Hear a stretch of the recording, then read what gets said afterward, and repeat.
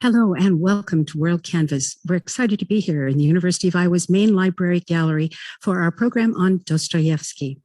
WorldCanvass is a production of international programs at the University of Iowa, and we thank you for joining us, whether in person or virtually. We find ourselves in the midst of a beautiful and telling exhibition called From Revolutionary Outcast to Man of God. The exhibition was curated and created by the guests we'll be speaking with in just a moment. And a bit later in the show, we'll learn how composers and filmmakers have adapted Dostoevsky's novels and stories into operatic and cinematic formats, and we'll get an inside look at the challenges of performing Dostoevsky before live theater audiences. Tonight, we're going to explore the life, writings, and legacy of a giant in world literature, Fyodor Dostoevsky. 200 years after his birth and 140 years after his death, Dostoevsky's novels, short stories, and essays continue to captivate readers, scholars, and artists around the world. Why? Why does Dostoevsky's writing, with so much of it reflective of a very particular historical moment in Russian history, far from our own time, still speak to us? One of the people who's going to help us answer these questions is Anna Barker, a visiting assistant professor in the Department of Asian and Slavic Languages and Literatures at the University of Iowa. Anna is at the far end of the panel here. Welcome, Anna. Thank you. Joining Anna are Eric Ensley, curator of rare books and maps at the University of Iowa Library's Special Collections and Archives. And Eric, thank you. Hello. And next to him is Bill Voss, conservator technician at the University of Iowa Library's Conservation and Collections Care Unit. Good evening. Thanks for being here. So Anna, you're going to be our guide through Dostoevsky tonight. And to give us a common starting point, could you paint a picture briefly of the world into which Dostoevsky entered and tell us about him as a man? Well, this is a very cozy room and we're staying here for 2-3 months because that's how long it will take to explain the significance of him, not just in the world of Russian literature and culture, but internationally. He's 200, and I thought a couple of years ago that we'll have a nice little birthday party for him. I never imagined it will be this beautiful. As one of my students pointed out, this is as close to standing in your brain, Anna, as we'll ever get. So I'm eternally grateful to the library for allowing this spectacle to happen, and it truly is magnificent. Why Dostoevsky? He's sort of everything. And I have several students and readers here who are following me on 100 Days of Brothers Karamazov on Facebook. We're taking this novel one chapter at a time. And I really feel that that is not enough. Every line, every word means something tremendous in Dostoevsky. I suppose to just explain where he comes from, several interesting events in his life should be mentioned. He's a young man who was born into a very good family. Father's a doctor, mother from merchant class. In 1821 in Russia, born in Moscow, moves to St. Petersburg to attend military engineering school, which happens to be housed in the Mikhailovsky Castle, and that is the building where Emperor Paul I was murdered. So interesting historical pedigree for the building. Joins a socialist reading group. Happens to be the wrong year. It's 1848, 1849. Europe is going boom during this time period. There are revolutions in Paris, Warsaw, an uprising in Budapest, uprising in Vienna. And Nicholas I feels that an uprising in Russia is not a good idea for a nation that at this point includes Finland, Poland, Latvia, Estonia, Lithuania, and Alaska. It's an enormous country. He has all of these young men arrested and put in the Peter and Paul Fortress for 8 months. And at the end of that 8 months stay in a really lovely historical building, yet another beautiful historical building in St. Petersburg was a treacherous history. Their sentence is given to them, and it's death by the firing squad. And it is absolutely stunning. Dostoevsky is 28 years old, and he's sentenced to death. The execution is supposed to happen in one of the squares, Semyonovsky Platte in St. Petersburg. The young men are marched out there. The firing squad is lined up, and the shot doesn't happen. Nicholas I had a flair for the dramatic. He was going to commute their sentence to life in Siberia, but he wanted the horror of it to sink in. Dostoevsky will describe this experience in his novel, The Idiot. At the very beginning of the novel, Prince Myshkin arrives to St. Petersburg, goes to the Yupanchin family, talks to one of the servants, and describes the experience of a human being who knows he's about to die. And of course, after that come 4 years of hard labor in Siberia, pounding alabaster and baking bricks, and staying in a barrack with people who committed multiple murders. Dostoevsky is not accepted by these murderers because he is a member of the intelligentsia. They associate him with the ruling class. He's a political prisoner, but most of the people in his barracks are common folk who committed atrocious, heinous crimes. And Dostoevsky resents the fact that they resent him. And then the miracle happens. And he literally describes it as this miraculous moment in his life. And he describes it in his writer's diary that is on display in one of the cases. He woke up one day and looked at all of the unfortunates that were imprisoned with him.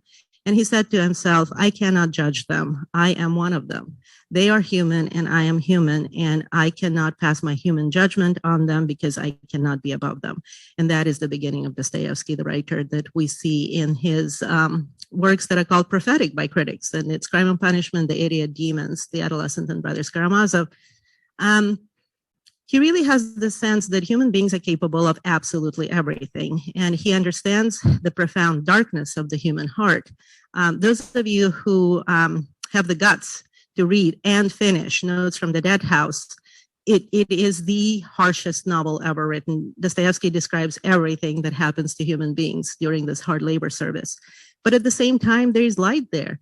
There's joy there. He describes convicts' faces when they're experiencing true and profound happiness. And these are people whose faces are branded because they've committed so many crimes.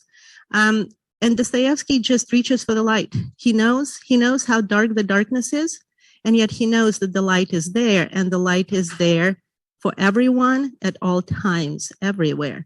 And that's why his message today is so incredibly gratifying. We are looking for the light. And he drags us through the muck, every single novel. Oh my goodness. The chapter that I had to comment on for today, those of you who are following on 100 Days of Brothers Karamazov, no thank you. I did not want to read that chapter on my birthday. How dare you, Dostoevsky? It's about a murderer who confesses to his murder at his birthday party. So I promise not to do that today. But then we know that there's light. Every single novel has this incredible, beautiful light because he believes in us. And, I say if Dostoevsky believes in us, we're in good shape. Mm-hmm. Well, so I mentioned, and everyone here knows that these novels and stories were written a very, very long time ago, placed in a Russia that most of us have no familiarity with at all. What is it that remains universal in these stories? People are horrible and people are good, and we're both. One of my favorite characters in Brothers Karamazov is Grushenka. And we haven't seen much of her yet. We're on day 42 right now, but she's coming. And Grushenka is a formidable character. Dostoevsky female characters are an event in everyone's life because they are always agents of free will. They are not defined through their relationship to a man ever. Not even in the early works like Poor Folk and The Double and White Knights. His women characters are hell fiends when need be. And if they feel like the world must burn down because they're doing it out of spite, well, so be it. Dostoevsky gives his female characters full agency. And Grushenka at one point, there's a party. And there's a Russian military officer involved, and Russian imperial officers knew how to party. Those of you who read War and Peace with me, boy. So there's a military officer involved, and Grushenka is intoxicated severely at this point. And even the military officer feels, this party is getting a little too wild. And he wants to stop the party. And Grusha says, no, let them. They are joyous right now. People are having fun. The world is a good place. We are bad, but the world is a good place. And then she adds, we are both good and bad, good and bad. And it's fascinating. One of the characters in Brothers Karamazov is based on an elder at the Optina monastery. And it's the character in Brothers Karamazov, his father's Asima. And several of the readers have been posting quotes by this elder from the Optina monastery, the real life elder who was as a model for Asima. And actually, these are some of his words. We are both good and bad, good and bad. We are a mixed bag. We do some absolutely terrifying things, and then there's a glimmer of hope in all of us. And that remains universal. I mean, we've been that way at the age of Gilgamesh. I mean, Gilgamesh is a terrible character, but there's goodness in him too. It's the message of St. Augustine and his Confessions. Dante knows a thing or two about being bad and good at the same time. Milton in his Paradise Lost, and Goethe in his Faust. I would say that is a nice little grab bag of authors who figured a thing or two out about what it means to be human. And I appreciate the writing of all of these giants. Well, just to go back a little bit to his biography, he was not an immediate overnight success, right? And then when he did have success, he lost all of his money, was constantly trying to find someone who would fund the next project or the next hotel room. It's wild. It's completely wild. His first book is a translation. So shout out to everyone who translates in Iowa City. We have a fabulous translation workshop here in town. My degree is in translation studies. So I understand what he was attempting to do, but it didn't sell well. And so he wanted to fund his outlandish lifestyle as a 23, 24, 25-year-old young man in St. Petersburg. So he thought, okay, I'll just write something for money. He did. It was a success. His first publication was hailed by the editor of The Contemporary as the next best thing in Russian literature. That goes to his head. He resigns his military commission because he feels that he's a great author after his first publication. Happens to 23-year-olds. And then his second publication, The Double, is a catastrophe. And he becomes bitter. That rejection hurt him. It's fascinating that the young student, Sylvia Plath, eventually will write her honors thesis on Dostoevsky's Double and the doubling in Brothers Karamazov. So that book has a fantastic literary pedigree. Both Oscar Wilde and Robert Louis Stevenson will be inspired by that book. And then comes Siberia. And then when he gets out of Siberia and he's allowed to go back to St. Petersburg and Moscow, he has no money. He's now married. He has a stepson with his first wife. And his brother Mikhail, bless him, goes into debt and opens two literary magazines, Epoch and Time, to publish his younger brother's literary works. Then 1864 happens. Wife dies. He's responsible for the stepson. Brother dies. He's responsible for his brother's debts, and he takes on the responsibility for his brother's wife and children. And at this point, there is no way out but to gamble. And so Dostoevsky starts a 10-year, absolutely catastrophic gambling career. Well, but of course, he will turn that into a spectacular novel called The Gambler. It's fascinating that he meets his second wife. So meeting of Anna Grigorievna Dostoevskaya, to whom Brothers Karamazov is dedicated, is associated with this novel, The Gambler. Dostoevsky is publishing Crime and Punishment in serialized form in a Russian magazine called Russian Messenger. The editor, Katkov, was a genius. He serialized everything from Anna Karenina and War and Peace to Crime and Punishment, Idiot, Demons, and Brothers Karamazov, all in one magazine in the course of 20 years. He needs money to finish Crime and Punishment. He goes to a publisher. The publisher's name is Stilovsky. He says to Stilovsky, I need money. Stilovsky says, sign on the dotted line, but you have to give me a full-length novel by November 1. Or else I own everything that you're going to write for the next 9 years. Why 9 years? Stilovsky has an ego. He says, you belong to the state for 9 years. Now your brain will belong to me for 9 years. Dostoevsky signs the contract. It's October 1st. Not a line of the novel is written. His friends are panicking. They hire a stenographer. A young woman shows up. He's in his 40s. She's 18. Her name is Anna Grigorievna Snitkina, just finished stenography courses. Her memoirs open on October 4, 1866 in the display case. That's the day they meet. 26 days later, they have a novel. There's a fabulous Russian film based on this relationship called 26 Days in the Life of Dostoevsky. Dostoevsky rushes to Stilovsky on October 31. It's Halloween, right? And Stilovsky is, of course, not at home. He is not an idiot. He doesn't want Dostoevsky to win.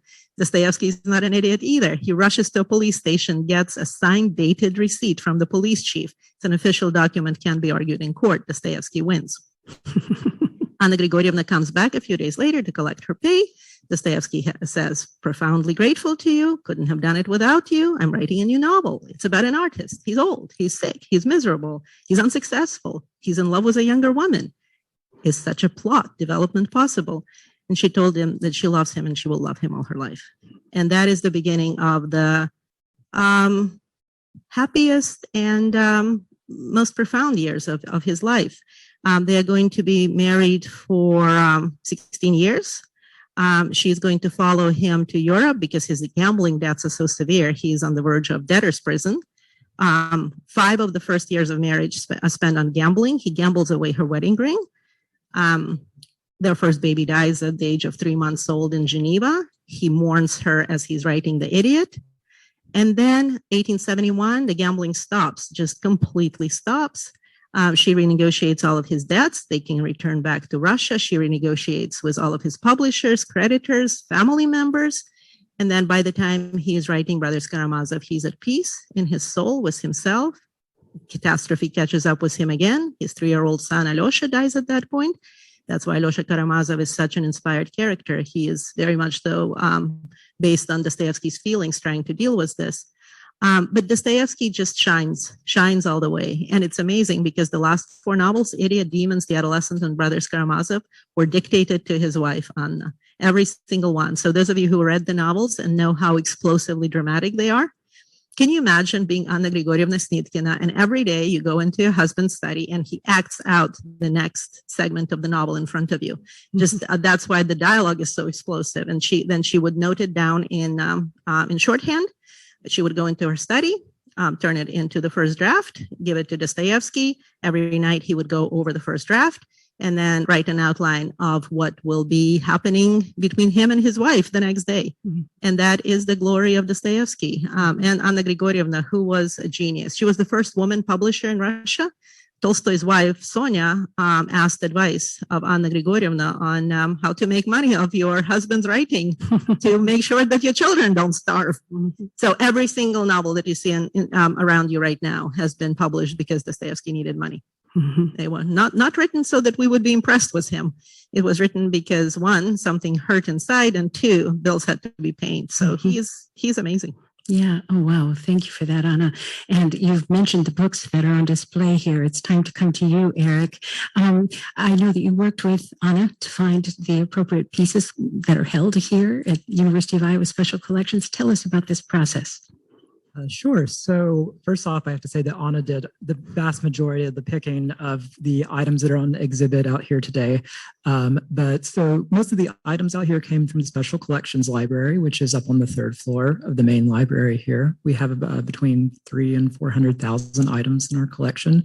It's absolutely massive. But what's interesting is I don't think in recent memory we have done a exhibit on anything Russian. It's not a particular strength of our collection, but I think what is really amazing is that Anna managed to really dig in and find some amazing items that we did have. And that's part of the process of rediscovery for librarians, refinding the objects that are out here and bringing them to light again, which Anna has done a wonderful job of. Something I just want to draw attention to is some of the early books that are out here is that printing is something that came late to Russia. So the first printing press in Western Europe came in the 1450s. First one in Russia didn't arrive to 1550, and then it wasn't popularized until 1650. And I think what's really fascinating about some of the objects out here is that you can see the sort of binaries that exist in Russian society in the 19th century for Dostoevsky at play in the books as well. So in order to found a society based on the sort of bureaucracy and government, Tsar Peter the Great created a new type of font to kind of make things clearer, make things more legible. And this is in opposition to a sort of more older font that is more religious, looks more like a medieval manuscript. And one of the objects that Anna picked is a psalter that's on display here. A psalter is a copy of the Psalms. And it's a great choice because it shows this kind of manuscript font. It's something that we could see a believer, somebody who was really devout. Imagine them reading this, and it's in opposition to this sort of civic font, this very legible font. It's something that's hard to read. It's something that harkens back to earlier days. And if you really want to see the sort of binaries at play in Russian society, that's a really, really wonderful piece to have picked. And, just next to it, you can see the sort of more legible types. But I think what Anna has done a really nice job of is digging in and finding objects that maybe we wouldn't have brought out otherwise. May I just add something? So this room really invited a Dostoevsky exhibition because the two long vitrines are divided into 5 sections. So Dostoevsky's last 5 novels, the prophetic 5, it was a natural choice. This room had a vitrine with 5 sections. So that side of the exhibition, the prophet side, was easy to put together. So what do you juxtapose to Crime and Punishment, Idiot, Demons, Adolescent, and Brothers Karamazov, the heaviest tomes in world literature? And how do you juxtapose that with his early life? And Eric was invaluable in this. We have 2 phenomenal books on display in Case 1, Beginnings, and they are both travel guides for Russia, one published in London in 1815, I believe, and one published in Paris in 1854. And it was phenomenal to have those because Eric felt that we need to just show Russia, show the inception of this author. So we have the 1815 volume opened on the Moscow page, and it's a depiction of the Kremlin to just show that he was born in Moscow. And then we have the French travel guide from 1854 open on the Bronze Horseman stage, the page, the statue of Peter the Great, to indicate that he became a St. Petersburg writer. And that juxtaposition is all Eric. I really, really appreciate that because that side of the exhibition gave us nightmares because we had to pad it severely because you can't really put Poor Folk, the Double, and White Knights on the same scale as the Great 5. But the balance happened, and the balance happened because of very, very cleverly chosen books to display on the other side of the exhibit. I'll just add to that, too, that one of the things that comes out again and again is that Dostoevsky used the city of St. Petersburg as a character in so many of his books. Imagine this is a city that had only been founded 150 years previous by pylons being driven by serfs into the swamp. This is not a place that's natural for human habitation. And Dostoevsky famously said in The Adolescent, imagine if the fog lifts off the city one day and it is nothing but a finished swamp and a sad horseman sitting there on an exhausted horse, which I think is one of the most wonderful images. No, absolutely, absolutely. And I'm just going to list all the books that are set in St. Petersburg. Poor Folk, Double, White Knights, Humiliated and Insulted, Notes from Underground, Crime and Punishment, Idiot, and Adolescent. So he really did an homage to the city. Thank you, Eric. I'd like to bring Bill Voss in too, because you, as a conservator technician, you look at these books, these various works, these really rare and incredible pieces that special collections may hold, and you see what kinds of help they may need, new binding, whatever. Yeah, that's one of the responsibilities I have as a conservator technician / exhibit preparator. I'm responsible for creating all of the mounts and for working with Anna to make sure that everything's going to fit, that everything can be displayed the way that we would like it to be seen, and that everything's safely displayed and it's going to be damaged in the process. And once you've done that, you've also have to look for items that require some work or some treatment. We had a number of these in this exhibit. We're actually a little more treatment heavy in this exhibit than we are in most. So I had a little extra work to do. But if you're interested in the conservation treatments, probably the most extensive ones were sketches of Russia over there. We're displaying a plate with an engraving of Moscow, is it? And that book has a series of about 14 plates or so in the front of the book that are all printed on heavy paper. And the rest of the book is sewn signatures. And the plates were just sort of glued in. And so over time, they start to pop out. And so somebody comes along and says, well, we have to get these back in. And so you end up with a folk repair where somebody's taken sewing thread and a needle and just basically whip stitched them together in chunks and then glued them back in, which probably worked for a while.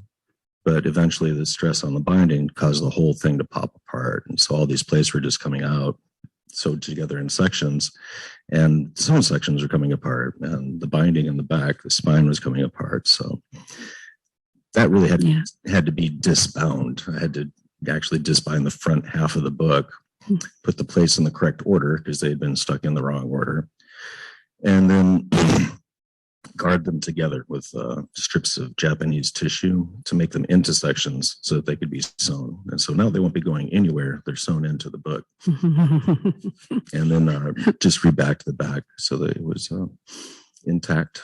Mm-hmm. And when I first met Bill, I had this wild idea that I wanted to have floating books in every case. So I wanted to display the beautiful things that belong to the University of Iowa Special Collections, but you can't check them out. You can only come to the third floor and admire these books. And I insisted that in every single case, we will have a copy of the same book that is in print today, so that audience members will leave this exhibition thinking, oh, I can just read this. And so for that, I asked Bill to create these little floating things that would hold the books, and every single and Bill obliged. Thank you. I really appreciate it. And I need to give a shout out to Colmia Strong, who is the designer of the exhibition. So she created all of the panels. So what Bill and I and Sarah Pinkham, the gallery coordinator, gave her were the books, the text, the images, and then Colmia Strong put everything together, which is, I don't know how she did it. It's remarkable. But thank you, Bill, for cradling all of these books that I insisted have to be present in every case. Mm-hmm. Well, and just before we leave, I'd just like to ask you, Eric, you told me that you've only been here 10 months with Special Collections. So you are really discovering an entirely new collection. That's absolutely true. I've only been here for 10 months as curator, but one of the really exciting things for me was getting to see this exhibition kind of coalesce. Russian literature has been something that I've always been fond of. I actually lived in Russia for 2 years, learning Russian, and it's been a real joy to come and see this kind of come together right as I arrive. It's kind of feels like a welcome home in some ways. And so yeah, it's been a great way to learn the collection and a great way to see things that hadn't been seen in a while from this collection. Yeah. So Anna, with your courses, do you sometimes bring your students over to the third floor so that they can look at some of these materials? Well, I go way back with Special Collections because, as you may recall, when War and Peace was 150, we juxtaposed Tolstoy's vision of horrors of the Napoleonic Wars with Goya's Disasters of War, and I was a co-curator of that exhibition, which was displayed in Special Collections.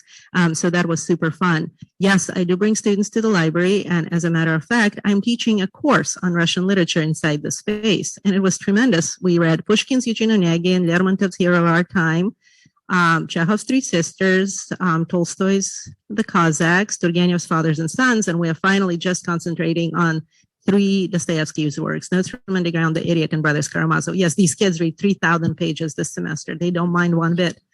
But we are sitting inside the space. So every time I'm teaching not a Dostoevsky book, I point at the various sections of the exhibition and I tell them, oh, and by the way, this is how it connects to this work, and this is how it connects to this work.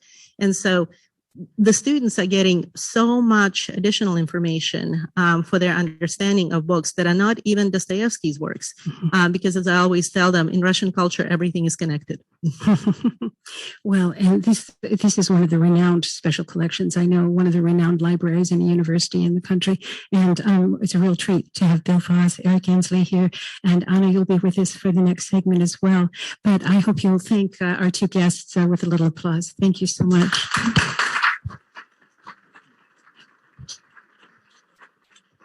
And we'll take just a moment and change guests out, and we'll be right back. Welcome back to WorldCanvass and our topic, Dostoevsky, from revolutionary outcast to man of God. I'm Joan Kerr, and WorldCanvass is a production of UI International Programs. We're coming to you tonight from the UI Main Library Gallery, which is currently housing a spectacular exhibit on Dostoevsky. Anna Barker, a visiting assistant professor in the Department of Asian and Slavic Languages and Literatures at the University of Iowa, is with us once again. Thank you, Anna. Thank you. And as we learned in the first part of the program, Anna curated this exhibit and has spearheaded a great many associated Dostoevsky events that will be happening this month here in Iowa City. And also to help us explore the topics we want to reach in this segment, opera and film adaptations, we have Nathan Platte, Associate Professor in the University of Iowa School of Music. Thanks for being here, Nathan. Happy to be here. Thank you. And Ben Delgado, the programming director of FilmScene in Iowa City. Thank you, Ben. Thank you. Okay, so Anna, Dostoevsky's been called one of the greatest psychological novelists, creating characters with intense internal conflicts about right and wrong, crime and punishment, characters who wrestle with the existence of God, who attack the notion that social movements can improve the world and the lives of average people. How do you interpret Dostoevsky's impact, both during his own time and during ours? Well, once again, do we have two months? So you have to understand that this man was under police surveillance till he was 55 years old. He comes back from Siberia at 38, and he is under police surveillance as a potentially dangerous political criminal till he's 55 years old. At that point, what is also remarkable, like the switch in Dostoevsky, right? So Nicholas I is the Tsar when he's exiled to Siberia. Alexander II, his son, pardons Dostoevsky, along with all the other members of the Petrashevsky circle and all the members of the Decembrists who have been in Siberia after the Decembrist uprising of 1825. Dostoevsky, at that point, reinvents himself is a secular way of putting it. The resurrection of Dostoevsky happens is a better way of putting it. The story of Lazarus is extremely important to Dostoevsky. You have to understand that he received a copy of the New Testament from a Decembrist wife when he was headed to Siberia. There was money sewn into the covers. These women were saints. That book will stay with him for the rest of his life. It will be the last book from which he will be reading on his deathbed. And a physical description of this book will appear in several of his novels, including Crime and Punishment, where one of the characters is reading the story of Lazarus to another character. Dostoevsky wanted to ask the question, where do we go as human beings after we fail so tremendously that we stop being human? Is there a resurrection for a human soul beyond the point of resurrection? Who can still love us when society shuns us and the criminal justice system slams the door shut at us? And that is the Dostoevsky we see in the late novels. And it's remarkable that this Alexander II, who pardoned him and allowed him to be rehabilitated as a citizen, will eventually ask Dostoevsky to be the spiritual leader to the Tsarevich, to the future Tsar Alexander III. And Dostoevsky will give an incredible speech at the unveiling of the Pushkin Monument in Moscow a few months before he died, where he talks not just of Pushkin as this conscience of a nation, but of the Russian spirit and the resilience of the Russian soul. At the end of the speech, the audience members shouted, "A prophet," prorok in Russian. And so Dostoevsky goes from a political prisoner who is under police surveillance for decades to being the conscience of a nation. How does he accomplish this? By telling the truth. He continuously tells the truth about what it means to be a human being, and it's not a simple journey. He does not simplify. He does not pad our existence with comfort. As a matter of fact, he warns people about this comfortable living. He feels that comfort discourages us from reaching our own potential. And my goodness, in the case of Dostoevsky, hardship definitely defined him. And so to understand the complexity of Dostoevsky, you have to understand he doesn't offer an easy way out from being a human being. We have to deal with ourselves the way we are. And Dostoevsky, he believes in the fact that eventually, of our own free will, we will make the right choices, but it has to be our choice. And entrusting your readerly soul into the hands of Dostoevsky is a treacherous undertaking because you fight him all the way. And the click, the moment of truth happens when you realize exactly the same thing that he realized in Siberia, that it's me that I'm resisting in this book. Dostoevsky is being so honest that he's showing myself to me. And the reason why I hate him is this is the collection of the worst aspects of me that I do not want to confront. Once that happens, your soul just soars, and you trust him because he will take you to light, and it happens every time. So you've mentioned the way he treasured the copy of the New Testament that he'd had and that he was reading it on his deathbed.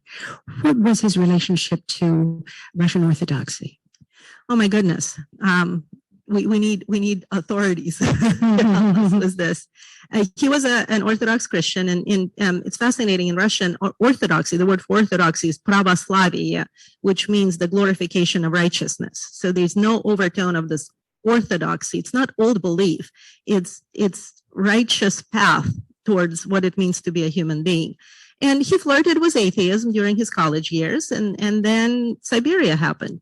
And it's fascinating. You really have to have a degree in theology to comment on Brothers Karamazov. I'm flailing in so many sections in my commentary because I do not have the right kind of background to appreciate the depth of Dostoevsky's faith. But what he does in his books, and the last 5, each one of them is based on a miracle of Christ. So if Tolstoy took all of the miraculous aspects of Christianity out, he rewrote the Bible for his own pleasure. Riverside Theater did a fabulous play on Tolstoy's flirtation with the New Testament, sans all of the miracles, and it was the gospel. But Dostoevsky believes in miracles. He believes that this miraculousness of faith brings us joy, and joy is of the essence to who we are as human beings. So Crime and Punishment is a retelling of the story of Lazarus. The Idiot ponders the story of resurrection, and also there are elements of the apocalypse of the book of Revelation in The Idiot. Demons is a retelling of the story of the demoniac who is beset by demons, and Dostoevsky considered it to be these devastating ideas that surface in the 19th century, all of the isms that are imported to Russia from Europe. And this demoniac goes to Christ. Christ exorcises the demons. The demons go into some swine. The swine rush off the cliff, and the demoniac at this point sits at the feet of Christ. That is the plot of the novel Demons. Adolescent is complicated. There's a character in it who is a holy wonder. He goes from monastery to monastery, and the teenage young man who is the main character of Adolescent, Arkady Dolgoruki, feels that there's so much vulgar perversity in everyone who lives around him. And they are sort of intellectuals who live in St. Petersburg. And he encounters this holy man, and his soul reaches out to him, and he says, you have seemliness in you. In Russian, it's благочестие, the glorification of goodness. And he says, you have this благочестие, this goodliness in you that I lack in my everyday life. And then Brothers Karamazov is a retelling of the first miracle of Christ, the wedding at Cana, the turning of water into wine. And what do you get out of such an event at a wedding? Joy. Dostoevsky feels that human joyousness, our ability to laugh, our ability to be silly, our ability to poke fun at ourselves, our ability to do lovely things for others. It's this concept of active love that has to be individual. Dostoevsky cannot imagine saving humanity. He feels that saving everything is a fool's errand. But being responsible, being responsive to one human being's needs is all the world needs to become a better place. And that is his relationship to God. He feels that our relationship to God is a very individual thing, but all of us are guilty for everyone, that universal salvation is impossible, but human love and joy on a basic personal level is possible between human beings who are close to each other. And that closeness is of the essence of who we are as people. Mm-hmm. Wow. Thank you. So let's move into some of the adaptations that arose from some Dostoevsky works. And I'd like to go to you first, Nathan, and talk a little bit about some of the operas that were drawn from Dostoevsky. Sure, thank you. Mm-hmm. So there are 2 that are especially well known now. One by Sergei Prokofiev that was worked on when he was in his 20s, and it was of The Gambler. And a second by Leos Janáček of Notes from the Dead House. And what's interesting about these 2 works as adaptations is they're both told, first of all, they're both autobiographical to an extent. Anna's already mentioned that, but they're also told primarily in first person. So the question of narration is really important, that we aren't just hearing the story, but we're hearing it from a character within the story. And that creates some kind of interesting problems or challenges if you're going to set that on the stage, because how do you manage first-person narration? There are also other challenges that come with adapting really any novel for the stage, which is to say, a lot of the interest is what is happening inside characters' heads and how do you externalize that. But with Dostoevsky, where so much of the emphasis is on sort of psychological nuance and spiritual depth, it's not that you can't, in some ways, represent that through music, but it becomes difficult. Music is wonderful for capturing sort of emotional nuance. It's harder to say, in this person's head right now, they're thinking about three different things simultaneously, and let's sort of parse those out. And so I think what's interesting is, first of all, the 19th century comes and goes, and nobody sort of leaps to adapt Dostoevsky for the opera stage. But by the time that Prokofiev and Janacek are working, and this is in the 1910s and 1920s on these works, opera is changing radically, and the challenges that composers are sort of seeking to take on through opera are really interesting. And so the idea of, well, how can we tell this story with, that is told in first person narration, The Gambler, a story of addiction and obsession. How is that something that we can, represent musically and through characters singing, that will allow us to sort of embody and think about experiences from this novel that actually we can't get from the novel itself, because we don't actually have the sense of feeling these emotions in a particular given amount of time. And so I think of something like the sort of climactic gambling house scene where our central character is, literally gambling his entire life. His entire life is on the line, and his most important relationship is on the line. And Prokofiev has this wonderful circuitous music for the spinning of the roulette wheel, and you just you hold your breath through that period, which in a way that you don't when you're reading it. It's still tense, but the idea of actually having it like, oh, we're in this space now, we are feeling this, and Prokofiev, the composer, is going to keep that wheel spinning as long as he wants to in order to kind of build that suspense. Janacek's work with the Notes from the Dead House, that novel is more anecdotal. And so he can be much more sort of selective in what he talks about. The Gambler has a more sort of traditional narrative arc, but that is less of a concern with the Janacek piece. But what I find really interesting about that one is he shares Dostoevsky's interest in the act of narrating. And so for the third act, most of the act is one of the prisoners in this Siberian prison camp explaining his relationship with his wife and how he egregiously misjudged her, and how even upon realizing his wrong, he committed even greater wrong on top of that. And now he's here. And you would think, oh, well, why don't you put that on the stage? Like, act it out, right? But instead, we are just listening to this person recounting this event that is defining his life. And now he has the rest of his life to sort of live with that and ponder that. And so having that sort of space and having that, again, that time to sort of just live with that story through, again, Janacek's very careful sort of plotting of it is fascinating. And it allows us a kind of a different sort of way of thinking about this experience that Dostoevsky's created, through the novel, but is now being kind of transformed on stage. Well, you already mentioned that in the early part of the 20th century, opera had taken a turn. Yes. I think we all know that there were lots of things changing around the turn of the century, and certainly in classical music too.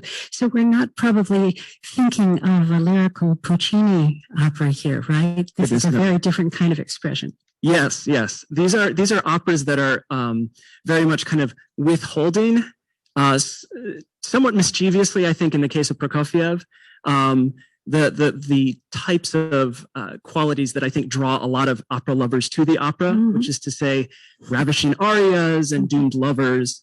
Not that all opera can be reduced to that, but these are cases where Prokofiev is very much inspired. And I mean, he's in his 20s, and he really wants to prove something here.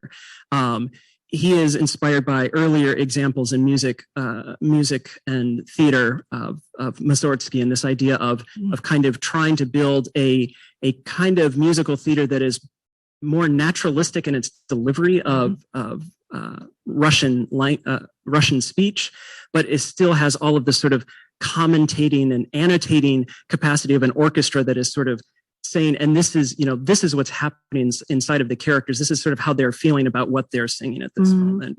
And so his orchestration is fascinating. And in fact, Prokofiev made an orchestral suite of just music from the opera song singers. And so you can enjoy that as well. It's four portraits and a denouement from The Gambler. And Janacek again is also just a masterful orchestrator. But you don't go to these operas for the melodies that you're going to be whistling at the end. That is not the kind of joy that they deliver. Well, I think, did you also tell me that the libretti were written by the composers? Yes, that's correct. Yeah, in both of these cases. And so Prokofiev wrote the libretto being essentially the script, what the characters are singing, wrote the libretti for all of his operas. And Janacek started doing that sort of later in his operatic career, and I think that's not very common. Wagner is probably the sort of most famous example of a composer saying, you know what, I'm kind of taking over the whole show here, which was kind of Wagner's way of approaching the world. But in the case of Prokofiev, I think, and Janacek, I think we're seeing here is a real sense of kind of reverence and creative interest in the sort of the literary quality of the work that they're managing. And that isn't, I need to be careful not to overgeneralize, but I think a lot of composers, that's not as much the priority. They're happy to share that responsibility with somebody else and say, I'll take care of the music, you take care of the words, and let's work together. But in this case, I think with both Janacek and Prokofiev, there was a sense of like, no, this is Dostoevsky, and I have a very clear idea of how I want this to be set as a work of literature as well as a work of musical theater. Thank you. Well, Ben, I had just a couple of things. It's fascinating that both Janacek and Prokofiev dedicated a chunk of their composition to both Tolstoy and Dostoevsky. Yes. So Prokofiev goes from The Gambler in his 20s to his magnum opus, War and Peace, which he writes during the Great Patriotic War, during World War II. And then Janacek, not only does he write the libretto for from The House of the Dead, he translates the novel into Czech from the Russian. So he's a Russian speaker. He takes the novel, he channels it through his own understanding of this book, translates it into Russian, then writes the libretto based on his translation, then writes the music, which is astonishing. And of course, Janacek is known for his tremendous contribution to the quartet genre. It's this Kreutzer Sonata Quartet, which is an homage to both Beethoven and to Tolstoy. And Riverside Theater has a fantastic relationship with that musical composition as well. Well, thank you. And Ben, let's move to you now and talk a little bit about some of the film adaptations that have been made. There have been many. Sure, there have been many, and definitely spanning different eras, different times, different even parts of the medium that are being used. So we start in 1909 or 07 with a German adaptation of Crime and Punishment. So the Germans get there first in the shorts. And obviously going up all the way to today, there's still adaptations happening, and even into video games. So it's very far and wide that Dostoevsky lives here. As far as adaptations, I think there's maybe 3 or 4 of his books that weren't adapted. Everything else has been adapted. It's massively adapted and universal. I think that's because, as I mentioned, these stories, some of them based on the Bible and historical works, they've become archetypes, like beyond their initial what they were to begin with. So that's obviously a great place for filmmakers to play with. So there's definitely maybe a bit of a more intense mentality to the films you're going to see from a Dostoevsky adaptation, but there's a lot of room to play with there. So we have, and in FilmScene, if anyone's local here at FilmScene, at the Chauncey, we're doing 4 films, and we're starting with The Brothers Karamazov, of course, naturally. And that adaptation from 1958 from director Richard Brooks was in the works for 10 years. Mostly because he wanted to shoot it in Russia. And they said, no, it's not happening. There was a lot of pushback, and eventually it was made on sets that were recycled from older films. And it's the late 50s, so we're kind of looking at the end of the studio era in Hollywood. And that sort of thing would have been maybe more popular a little bit earlier. But of course, it's kind of an impossible book to put to film, especially even though over 2 hours in this runtime. This is more of a let's do an entire mini-series kind of a thing if we want to get it. So it's a bit, pieces here and there, putting it together, almost an overview of what the novel is. And I think for me, kind of maligned in a way that it's unfair to it. I think it actually does have a lot going for it. Starring Yul Brynner and with young William Shatner as well. Oh, no kidding. And Lee Cobb is the father in the film, and actually was nominated for an Oscar for that performance. And we also have Maria Sho, who we talked about a quote earlier from the book, from her character, and that she ties into another film we have. We actually bookend this series with 2 Maria Sho performances. So The Brothers Karamazov will be the first one that we do, and I think a worthy film. It's tough to adapt that one. There's so many of them, and I'll just briefly go through all the ones that we're showing. So if anyone wants to come out, that one is on Sunday the 17th. And on Monday we have La Chinoise, which is from Jean-Luc Godard, who probably was famous for Breathless and being one of the beginning voices in the French New Wave. This is late 60s, 67, and it's an adaptation of Demons. But his political affiliations are going to be a little bit different than what Dostoevsky's were. At that time, he was younger and was definitely on board with some of the more radical things that Dostoevsky may have been more critical of in Demons, in terms of the characters that are there. But the characters are a bit one-to-one in that they're 5 people, all opposed to their government, overthrowing the government in violent ways. But this is much more loose in terms of what it looks like thematically on the screen. There's lots of experimentation here, a melding of his essay films, which are starting to happen at that time, and where he would go for the next approximately 10, 15 years. A lot of essay work as opposed to the narrative films, which is hard to even call narrative because they're very kind of gonzo, all over the place. When you think of Breathless, when you think of Godard in general, you think of all these jump cuts and things that are almost cartoonish on the screen. And in this case, in La Chinoise, there's a lot of primary colors, lots of jump cuts, speeches, talking to the camera, just all kinds of experimentation that Godard implemented. But it is weirdly one that stays true to a lot of what Demons is, as opposed to some of the other films we have that change plot points in what the works are, the literary works themselves. So that's on Monday. And the following day, we have The Double, I Know a Favor of Fondness, which is a great movie that stars Jesse Eisenberg playing 2 characters, playing himself and his doppelganger, who comes in and is a much more suave version of him. A much more forceful, kind of not a good guy version of him.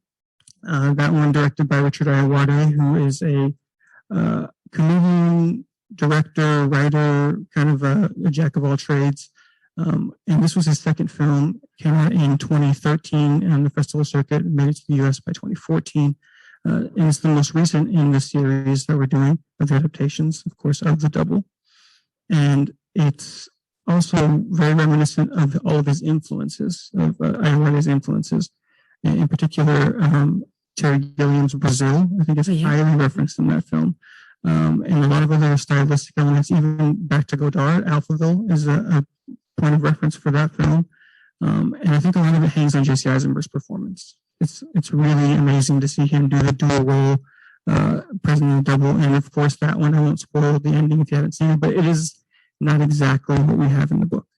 And then on the final Sunday, so this is the 17th, we have Brothers Karamazov, and then we have White Nights from Luchino Visconti on the 24th, which is really a beautiful, beautiful movie that, speaking of sets, was done all on set, counter to what Visconti would have done previously in most of his films as a neorealist filmmaker in Italy, pioneering the neorealism movement there. It was kind of the end of the neorealism movement in 1957 with this film, and he set it in Italy. This was one of the St. Petersburg films we're talking about, well, not films, but books that was adapted we were talking about earlier.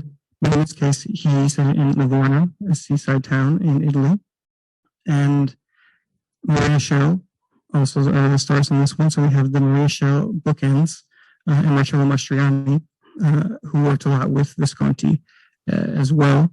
So it's, again, the ending slightly different, which is kind of what we see par for the course for Dostoevsky, is that you can really adapt and work with his literature and change it into what works for you as a filmmaker, or what you want to give to your audience. So this is one of the beautiful things about a piece of art in one form, and then taking it into another place through another set of eyes. And do you have a favorite, any of the ones that are being shown? Oh my goodness, I am in love with White Nights, but White Nights is the most adapted of Dostoevsky works, and it's his early pre-Siberia novella. It's a boy meets girl kind of novella, and to see it done with Maria Schell being the girl and Marcello Mastroianni and Jean Marais courting her at the same time with Nino Rota's music. It's incredible, absolutely incredible. I love the Jesse Eisenberg double adaptation. I remember I told Ben that when it first came out, I got the DVD and I rushed into my classroom when I was supposed to teach something else. And I just said to the students, we are not discussing what we were supposed to discuss today. We are watching this because this is incredible, absolutely incredible. And that dystopian aspect of what Dostoevsky tries to accomplish with his Grand Inquisitor and Brothers Karamazov was actually brought into this adaptation of The Double, which is amazing. And then who doesn't want to see William Shatner being young, skinny, and innocent? And that's his Alyosha. So he plays the young novice, Alyosha, in the Brothers Karamazov. And it's a phenomenal role. And I jokingly said to some of the guests that he goes from being Alyosha in this movie to being Fyodor Karamazov later in life. So he goes the whole Karamazov arc in his lifetime. But William Shatner is mesmerizing in this film. He is so sweet, and it's his first film. So please come to see William Shatner in a Brothers Karamazov adaptation. Well, and everybody probably knows that he's now completing another full circle in his life, having played the starship captain, and now tomorrow he is going into space in the Jeff Bezos ship. Okay, we have to celebrate this. Yeah, okay? yeah. And maybe he can come back and come to FilmScene on Sunday There to you celebrate go, the show. sure. And then Nathan, you are doing a talk in this space later this week. Yes. Could you tell us about it? Sure. That's on Thursday at 4:00, and we'll just be talking a little bit more about the adaptations that I just mentioned. So I'm going to show some clips from The Gambler, Prokofiev's The Gambler, and Janacek's from the House of the Dead. And I'm looking forward to sharing it and also having a conversation about it with people who are able to come, because I think it's fun to be able to just react and get a sense of how people are responding to this music and this really, really kind of, some dark but not without light stories. Right, and I told Nathan that I actually went to Met Opera. I went all the way to New York to see the House of the Dead at the Met, and I always get tickets for the super cheap, like Family Circle. And so I had a long walk down when the opera was over, and a family with 2 teenage boys were walking in front of me, and the boys were complaining nonstop all the way to the ground floor because they hated it. There was nothing there to love and enjoy. And I was just stunned to the core of my foundation. I still can't recover from seeing that performance. It was the most incredibly gutting and enlightening thing I've ever seen staged. It is not an opera that you forget. Yeah, well, and the thing with opera being, what the composer brings to it is only like half the picture. What the performers and what the stage production team do is just as much. And that one in particular is stunning in how it has been arranged. And for me, what's interesting about it is I actually feel like Janacek's music is allows more of the light from Dostoevsky than the stage set does. And I find that just a really interesting kind of play where if you're like listening to it, I feel like the music is kind of in a slightly different emotional space than the very severe, these stark gray walls and these, prisoners, wearing rags. And that gap is very much deliberate. I think it creates a really special effect. Wow. Well, thank you so much, Ben Delgado, for joining us from FilmScene. Thank you, Nathan Platte, School of Music. And Annie, of course, you'll be with us in the next segment as well. Please say thank you to our guests. Welcome back to WorldCanvass and our program, Dostoevsky, from Revolutionary Outcast to Man of God. I'm Joan Kerr for UI International Programs, and we're surrounded tonight by the beautiful exhibition on Dostoevsky in the UI Main Library Gallery. We thank Sarah Pinkham, the manager of the gallery, for allowing us to host the program in this space. We're going to focus on performing Dostoevsky in this final portion of WorldCanvass. I'm thrilled to be joined by not only our Dostoevsky guide, Anna Barker, but by friends from Iowa City's renowned Riverside Theater. Participants in this discussion are Anna, of course, Anna Barker. And then next to me here is Adam Knight, producing artistic director of Riverside Theater in Iowa City. Thank you for being here, Adam. Great to be here. Next to Adam is Ron Clark, co-founder and director of Riverside Theater in Iowa City. Nice to see you. Very nice to see you. And next to Ron, we have John William Watkins, an actor who will be performing in Riverside Theater's production of The Grand Inquisitor. Thank you so much for being here, John. Thank you. And Annie, of course, at the end. When you were developing your ideas, Anna, for this Dostoevsky experience, you contacted Adam, you reached out to see what could Riverside Theater possibly add? Well, it was a mutual reaching out. I basically hyperventilate about books all the time. I just walk around and spill literary ideas. And Adam approached me and he said, there's a play based on the Grand Inquisitor, at which point I was everything that I'm known for. Like I was stomping my feet and screaming out loud and waving my arms and just being in heaven. And then COVID happened. Yeah. And so you have to understand that all the work on this exhibition was done during the lockdown months. And all the books were procured miraculously because we couldn't even go to the stacks to pull the books off the shelves. So there are magical human beings who work in this library who made this exhibition possible. And so then everything was just sort of put on hold. And I just was thinking, okay, I'm writing this massive amount of notes. It will be eventually on the walls. I have no idea if anyone will be able to see it. And then little by little, we could go back to the shelves, and little by little, all of this was coming together. And then little by little, I realized, oh my goodness, yes, we will be able to screen the films and we will be able to see a live performance of The Grand Inquisitor. And I'm eternally grateful to Adam for just keeping this idea alive and making it happen. So you make my dreams come true. Thank you. Yeah. So tell us how this all worked on your end, Adam. Thank you. I'm just so pleased to be that Riverside is part of this larger conversation. That's been a big part of our mission lately, is trying to make sure that Riverside is in communion with these other fantastic arts and literary organizations here in town, here in this UNESCO City of Literature. The Grand Inquisitor, this adaptation, and I believe this is the first production that I know of in the States since the premiere of this production, that was directed by Peter Brook, the renowned theater director Peter Brook, in 2008, that toured around. It's an adaptation by Marie-Helene Destion, and who's a frequent collaborator of his. And it just struck me as something that would work well in this space. Riverside is without a home right now. And so the timing was perfect. We were looking for a space. We were seeking out possible churches for this place, maybe the library. And then we thought, well, why don't we just do it here? Why don't we do it in this gallery surrounded by these artifacts? And it's like the dramaturgical display is surrounding us. Mm-hmm. And so the audience before and after the show can come in and glean so much of this fascinating exhibit, and then sit for this experience.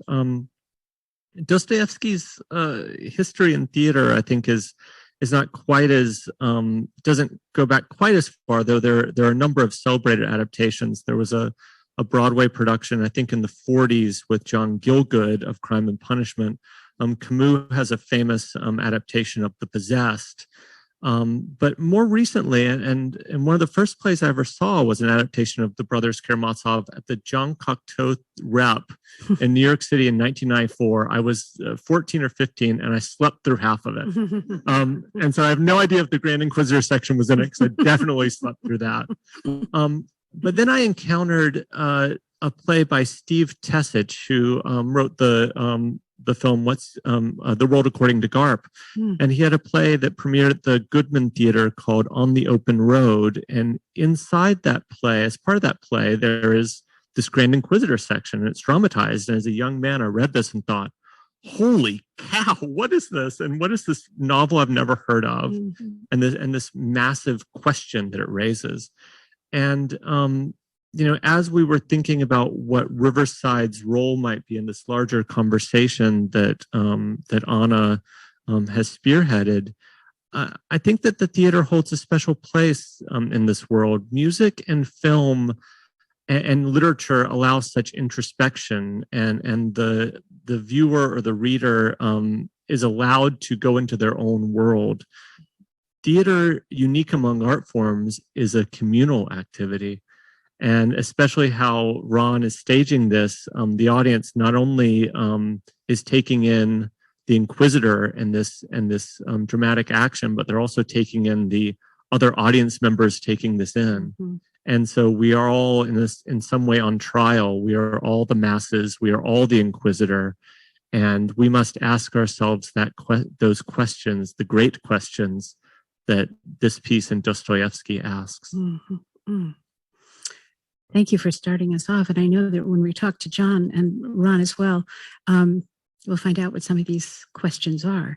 But let me move to Ron. You are a legend in this part of the world. It is such a pleasure to have you here. And you are way too kind. Not at all, not at all. Everybody here knows that's true. And so it's a real pleasure to have you here. And it's 40 years that you've had the theater. Yeah, for 34 years, Jody Hovland and I were at the forefront of that, and now we are way, way happy not to be, and to have my dear friend Adam Knight fronting the theater. It's a remarkable gift. We feel very blessed to have him with us. But you can't quite get theater out of your blood, so you're directing this performance. And it is a great joy because I heard the description and I thought, oh my goodness, that's an intellectual thing. I don't know if I'm smart enough to even think about that one. And then he offered it, and I said, well, I only know one guy here in town that I really want to do this with, and that is my dear friend John William Watkins. John and I did an adaptation of A Christmas Carol this past year with our dear friend Tara McGovern, fabulous fiddler. And that went well, to say the least. John and I have a history going way back, 15 years? Something like that? You were in high school then. Anyway, we're old pals. And so and then the literature, I got a hold of the adaptation and was just amazed at the depth and the possibilities for dramatic moments and confronting audiences with these extraordinary big questions about life and faith and structure and church and love, and it was irresistible. It's an irresistible piece to an artist, I think, especially an artist of a certain age.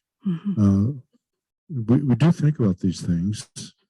I'm looking into the audience at a few people that are of my age, and it's a captivating piece in that way. So this is essentially a one-man play, there's one person speaking essentially throughout this play. Right. What does a director do with that, other than find a great actor? I get out of the way. No, it's a wonderful challenge because it really does come down to making sure that the actor has everything they need that you could possibly give them. You know, it's you're making a big mistake if you come at this thing with my concept dictates that. No, I'm a simple storyteller. That's what I am. I'm a storyteller, and it's getting all the best parts together. You know, you're starting with the actor, and you go from there. And we have a wonderful costumer in Jenny Kelchin, and our good friend Chris Rich is doing some lovely stuff to make the space adapt to it. And Bree Atwood, who's a marvelous young sound designer. You know, I've got an extraordinary team. So that you get the components together, and then we talk a lot about the philosophy of this. The other day, we discovered that there was a character out of The Handmaid's Tale that really informs some of the moments later in this piece. Forgive me, what's her name? Aunt Lydia. Aunt Lydia, yes. And we find so many connections to our contemporary world in this piece as well. The questions about faith and about dogma and what's happening in the fundamentalist Christian community now, and how the Catholic Church has evolved from the point of view of this time. But this big question of organized religion and faith versus the truth of love and compassion and the big questions that Christ faced when he was in the wilderness. Those are timeless. Those are timeless. And so it's about getting those ideas as clear as we can for the audience to consume, because it's a lot to take in. You've got this man in 15th, 16th century garb questioning, well, I'm not going to spoil the surprise, Jesus Christ, who has miraculously appeared at the time of the Grand Inquisition. And so the Catholic Church has a rather remarkable, as represented by the Grand Inquisitor, what they must do in his presence, because at that time they were burning hundreds and hundreds of heretics in public. So what a dilemma. Yeah. So, John, you have walked into this role, and how did you approach it? Let's see. Well, before I said yes, I think I came down to this gallery, and it was the first day, and Anna was here, and she. I live here. Her hammock's in the back here. Yeah, she opened up her mouth and talked forever about it. And I was like, well, man, this sounds really juicy. So then I said yes to it. You know, I'm reading the book. I'm not finished, obviously. I mean, I didn't know this. I had never read the book. And so, you know, I guess it was 2 months ago, right? When this all began for me anyway. So I've read the play many, many times, and then just memorizing the thing, you know, spent hours with it. But also, you know, a lot of historical facts that I didn't know. So I've filled my head with a lot of the history of Christianity since the time of Jesus to now. I guess I started with the Spanish Inquisition, but then I started reading the book, and the book is really informative for playing this. I feel, you know, I feel like the Grand Inquisitor and Jesus Christ in this play mirror Yvonne and Alyosha, right? And there's even Yvonne. Alyosha in that chapter says this man would never happen. This man could never exist. And then Yvonne gives this beautiful psychological backstory to this character, which is really inspiring for me to find the humanity in this, what could, you know, be a monster of a man. Yeah. And to find his the impetus for everything that he does. And to find the tearing in this piece, the obstacle for him in this piece, which I think is, he started as this follower of Christ, or, when we are young, we're fed this idea of God, which can hold a place in your heart. And, but as we grow, we start piling things on, and we start, and this man he lives within this huge corporation, right? And so he has this level of power. So how that seed of love, and that was blossoming started to get twisted. So it's really a juicy piece to play. But also, just when we started meeting and reading it, and just the debate, the argument of it is so exciting that we don't want to mess it up with too much else. Right. So find what that means. And we're still figuring that out. But I think we're on our way somewhere. We're well on our way. John, I'm not blowing smoke. John's amazing in this show.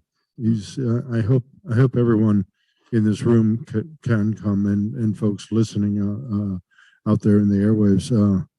It's an extraordinary performance, and I'm proud to be directing it.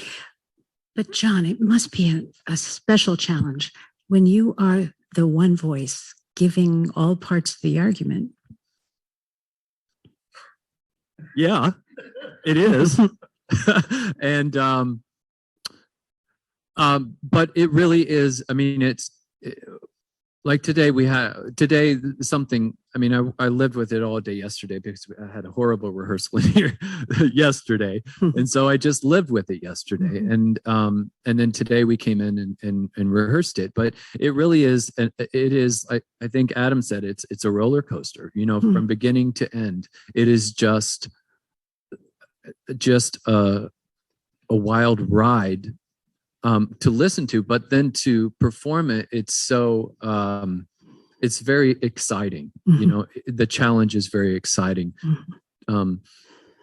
To have all those words and to make the points and to make sure that I'm making the points and then I'm not getting in the way of it with any sort of schmecting, So but it's now that the words are almost all there in my head, we get to play with it, and I get to, find a level of presence in there.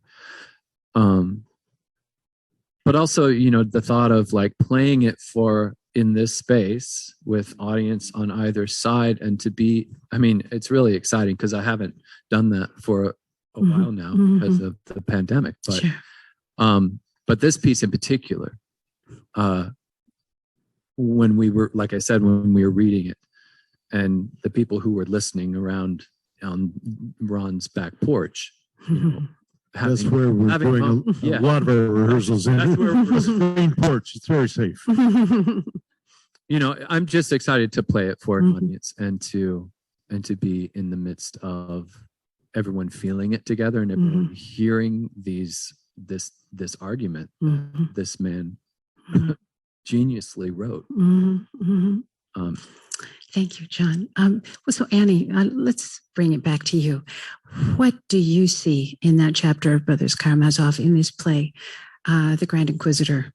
I absolutely love to give tours in this place, and all of a sudden somebody walks in and starts looking at the light, and I'm like, that's the lighting engineer from Riverside Theater. Or someone walks in during a tour and then starts looking at the walls, and I'm like, that's the set designer.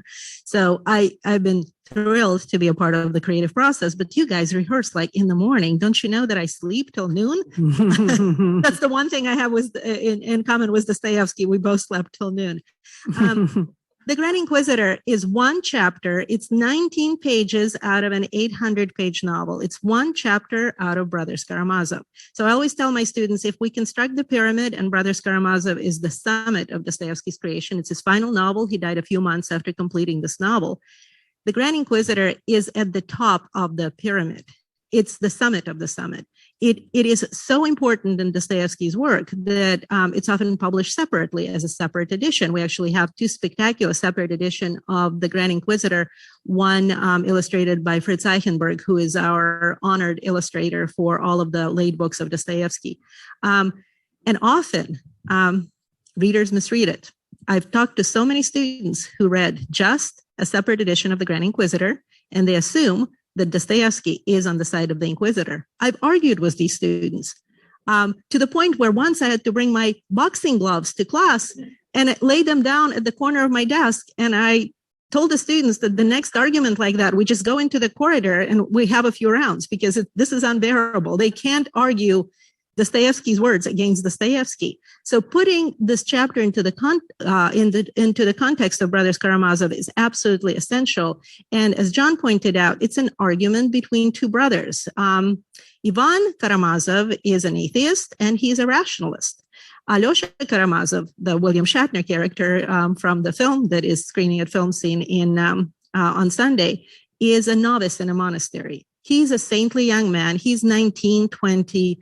And he has love in his heart for absolutely everything. And it's hard to love people because, as the elder in Brothers Karamazov, Zosima, says, because people are hard to love. They blow their noses and they slurp their soup.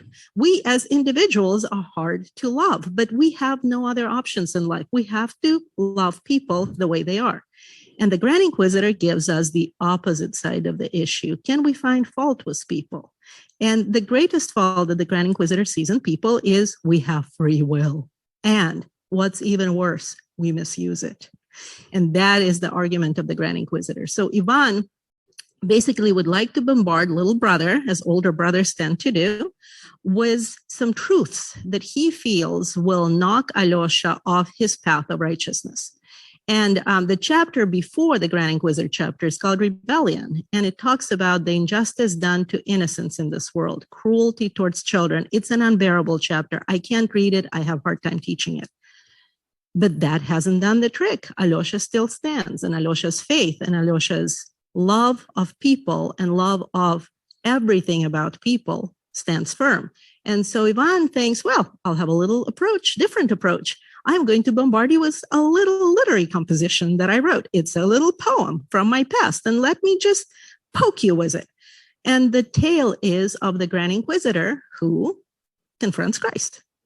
And that is the entire chapter, 19 pages of it. And Alyosha is on the receiving end of hell. And what happens at the end of the poem that Ivan bombards Alyosha with, and what happens in the relationship between the two brothers, is of the essence where Dostoevsky stands. So for you to experience Dostoevsky's answer, you have to watch the play and then come to a talkback where I'm going to tell you what happens between the two brothers after Ivan is done with his little narrative that is supposed to undo Alyosha. It is, I have an entire panel dedicated to just the Grand Inquisitor right there next to the final portrait of Dostoevsky. And you talked about The Handmaid's Tale. So much dystopian literature derives from this. In my commentary on 100 Days of Brothers Karamazov, I mentioned several films that came out fairly recently, such as, well, of course, The Matrix. I mean, The Matrix is the greatest homage to this battle between the powers that can and free will that must. But also Watchmen, Handmaid's Tale was just adapted into a TV series. The Lego movie is absolutely about that. Those of you who have young kids, there are totalitarian forces at play and a little human being that must, because the little human being has free will. And fascinating, we just went to see the latest Bond film.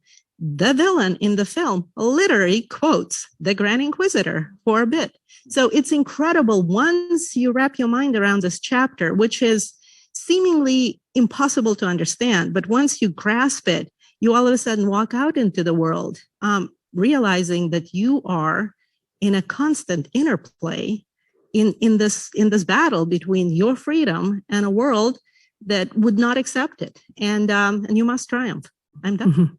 One quick fun fact is that when Laura Bush was asked what her favorite piece of literature is, She said the Grand Inquisitor. No kidding. So we can all make our Freudian analysis, whatever that means. But dramatist Tony Kushner wrote a play called Only We Who Guard the Mystery Shall Be Unhappy, that premiered in 2004, in which Laura Bush was reading the Grand Inquisitor as a bedtime story to dead Iraqi children. Oh my. Yeah. Oh. Can I just give a shout out on our performance dates? I believe please. they're October 28th.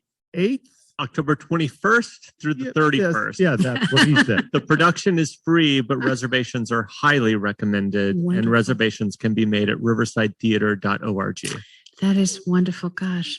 Well, any concluding remarks? Annie, anything else you want to say? There are so many things happening. Where could someone find a compilation of all the Dostoevsky related events? Well, I've been spilling my brain, the daily dribble since August 1st.